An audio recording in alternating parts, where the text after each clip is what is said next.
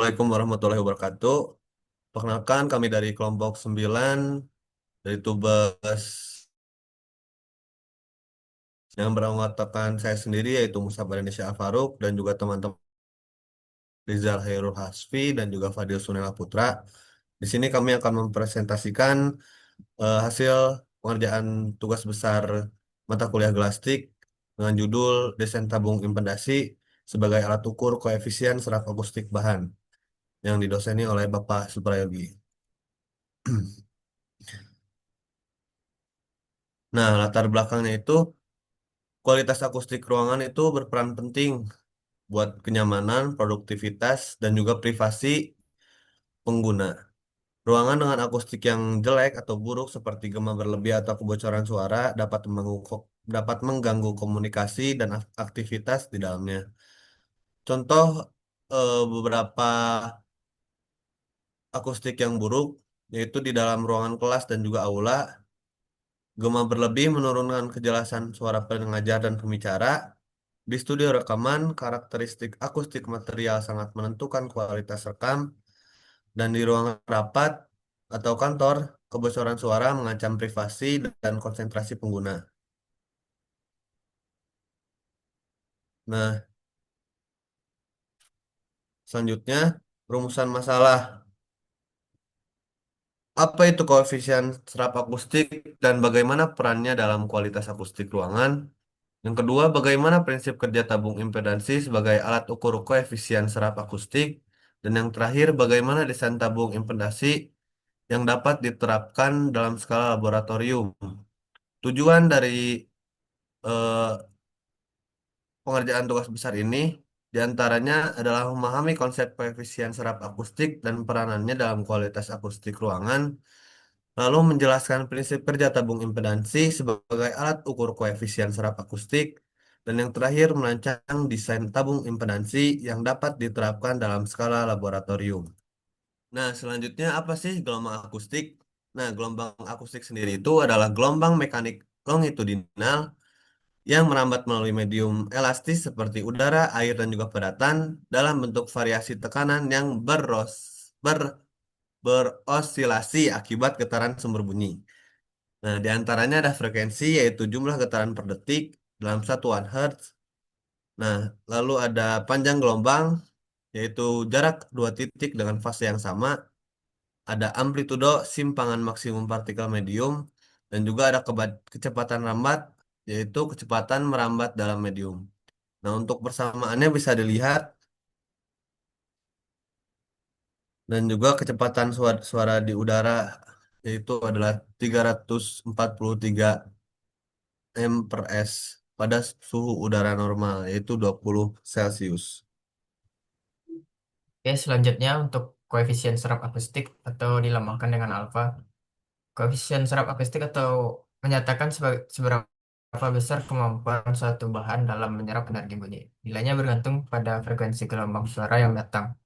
Dengan skala nilai alfa yaitu alfa sama dengan nol itu bunyinya dipantulkan semua, sedangkan alfa sama dengan 1 yaitu bunyinya terserap semua.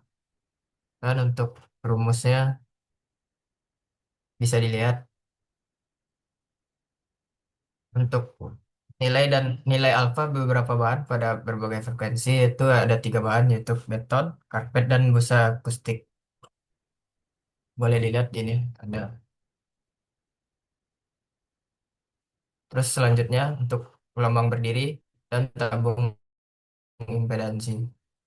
Gelombang berdiri terbentuk dari superposisi gelombang datang dan gelombang pantul yang merambat berlawanan arah di dalam tabung. Eh, yang dimana ada simpul node itu amplitude tekanan minimum dan perut atau antinode amplitude tekanan maksimum dengan rumus pengukuran R sama dengan P maksimum dikurang P minimum dibagi P maksimum ditambah P minimum dengan alfa sama dengan 1 dikurang R kuadrat. Sedangkan untuk tabung impedansi yaitu alat ukur koefisien serap akustik berdasarkan prinsip gelombang berdiri. Gelombang suara ditembakkan ke arah sampel, lalu pola tekanan diukur oleh mikrofon. Ini untuk SI ya, standar nasional.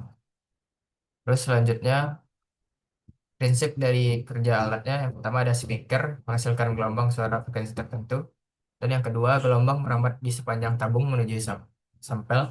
Terus yang ketiga ada sampel menyerap sebagian dan memantulkan sebagian energi suara. Untuk yang keempat gelombang datang dan pantul membentuk gelombang berdiri. Yang kelima membutuhkan dua mikrofon mikrofon mengukur tekanan tekanan gelombang berdiri di dalam tabung. Dan yang keenam, data dikirim ke komputer dan dianalisis dengan perangkat lunak. Dan ketujuh, koefisien serap akustik atau disebut dengan alfa dihitung pada berbagai frekuensi. Untuk grafik, untuk outputnya yaitu ada grafik dan frekuensi 100 Hz sampai 1800 Hz. Untuk komponen alatnya, yang pertama ada tabung PVC yang dimana diameter 10 cm, panjang 100 cm, kaku permukaan halus, diameter seragam, medium perambatan gelombang suara. Terus ada speaker kecil, full range, menghasilkan sinyal sinus, sweep frekuensi atau white noise di ujung tabung. Dan yang ketiga ada dua mikrofon kondenser sensitivitas tinggi, respon frekuensi datar dipasang di dinding tabung berjarak 10 cm. Terus ada power amplifier, memperkuat sinyal audio dari komputer sebelum diteruskan ke speaker agar tekanan suara terukur. Terus ada sound card atau USB antar muka hardware komputer mengubah sinyal digital dan analog untuk speaker dan mikrofon.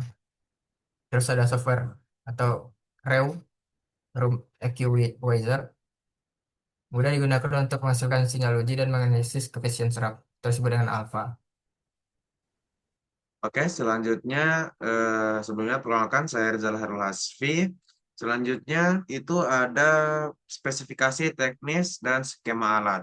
Untuk spesifikasi teknisnya itu pertama material tabung kita bakal menggunakan PVC dengan diameter tabung itu 10 cm, lalu panjang tabung itu 100 cm. Nah, untuk rentang frekuensinya itu kita akan menggunakan 100 sampai 1800 Hz. Untuk jumlah mikrofon, kita bakal menggunakan dua buah mikrofon yang akan berfungsi sebagai kondenser. Terus ada jarak antar mikrofon yaitu 10 cm. Nah, lalu jarak mic ke sampel itu ada 20 cm. Dan untuk software yang bakal kita gunakan eh,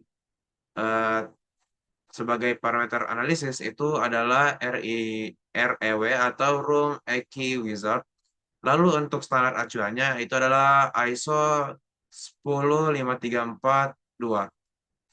Nah, untuk skema desain alatnya kurang lebih di sini udah kelihatan, yaitu pertama ada SPK atau speaker. Terus di sini ada tabung PVC-nya dengan diameter 10 cm dan panjang 100 cm. Nah, kita bakal meletakkan di sini ada mic 1 dan mic 2 yang jaraknya itu masing-masing adalah 10 cm. Terus untuk jarak mic ke sampel, itu jarak mic kedua ini ke sampel itu ada sekitar 20 cm. Nah, di sini di luar itu kita bakal ada power amplitude, terus ada sound card USB dan ada komputer sebagai untuk software REW-nya. Lalu lanjut. Nah, terus selanjutnya itu ada prosedur pengukuran. Pertama, kita bakal persiapan alat, yaitu kita pastikan semua komponen udah terpasang dengan benar, terus jaraknya juga udah benar. Lalu tidak ada kebocoran udara pada sambungan tabung. Nah, terus yang kedua ada pemasangan sampel. Pasang sampel bahan di ujung tabung secara rapat tanpa celah udara. Ini agar hasil yang kita dapatkan itu bisa sangat spesifik mungkin. Terus untuk yang ketiga itu adalah kalibrasi mikrofon. Kalibrasi kedua mikrofon itu menggunakan kalibrator akustik untuk akurasi pengukuran. Jadi kita bisa menggunakan kalibrator yang biasanya ada di video-video YouTube untuk sound suaranya. Terus yang keempat ada pengaturan software. Nah, di sini kita bakal membuka REW, terus kita bakal atur parameternya itu dia bakal menerima dari rentang frekuensi 100 sampai 1800 Hz dan level sinyal. Terus yang kelima ada proses pengukuran. Di sini kita bakal menjalankan sinyal sweep frekuensi dari komputer melalui power amplifier ke speaker. Nah, terus yang keenam ada perekaman data. Nah, jadi kita akan menggunakan kedua mikrofon ini bakal merekam tekanan gelombang berdiri yang terbentuk di dalam tabung. Nah, terus yang ketujuh itu adalah analisis data, di mana software akan menghitung nilai koefisien serap akustik yang biasa disebut dengan alfa pada setiap frekuensi. Nah, terus yang kedelapan itu adalah output hasil. Ntar hasilnya itu bakal ditampilkan dalam bentuk grafik koefisien serap akustik terhadap frekuensi. Lalu yang selanjutnya itu ada kesimpulan dan saran dari kami. Kesimpulannya, pertama, koefisien serap akustik atau alfa adalah parameter utama yang menentukan kualitas akustik ruangan dengan nilai 0 hingga 1. Lalu dua, itu ada tabung impedansi efektif dan efisien sebagai alat ukur skala laboratorium berdasarkan prinsip gelombang berdiri. Nah, yang ketiga itu adalah desain yang diusulkan menggunakan pipa PVC dengan diameter 10 cm dengan dua mikrofon dan software RW. Itu kita menggunakan standar yang mengacu pada ISO 10534-2. Lalu ini akan mampu mengukur untuk frekuensi 100 sampai 1800 Hz. Nah, saran dari kami pertama adalah gunakan mikrofon kondenser berkualitas tinggi dan kalibrasi berkala untuk hasil akurat. Jadi untuk setiap pemanfaatannya itu melakukan kalibrasi terlebih dahulu. Terus yang kedua itu adalah memastikan setiap sambungan tabung itu rapat dan bebas dari kebocoran udara yang dapat merusak data karena kalau ada kebocoran udara yang masuk ke dalam pipa itu akan menyebabkan data bakal rusak, nggak bakal sesuai sama yang kita inginkan. Yang ketiga itu adalah kembangkan tabung berdiameter lebih kecil untuk mengukur frekuensi lebih tinggi. Jadi untuk frekuensi lebih tinggi kita bisa menggunakan tabung dengan diameter lebih kecil dari 10 cm.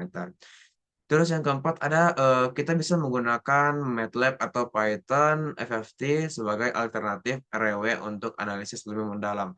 Jadi setelah hasilnya itu kita dapatkan dari RW, itu kita bisa menggunakan MATLAB atau Python sebagai visualisasi datanya. Mungkin cukup sekian presentasi dari kelompok kami.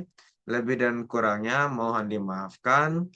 Eh, Sekian, terima kasih.